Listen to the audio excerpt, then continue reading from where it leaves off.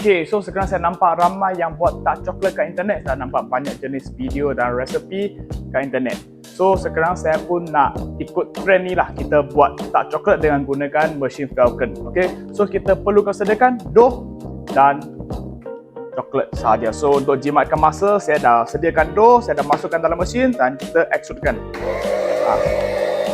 Nampak? Selepas tekan extrude, dough akan keluar. Senang, tak payah tekan susah-susah dengan guna tangan.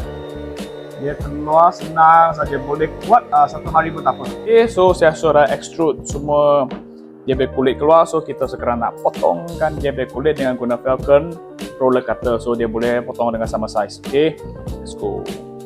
Okay, nampak tak? Semua sama size.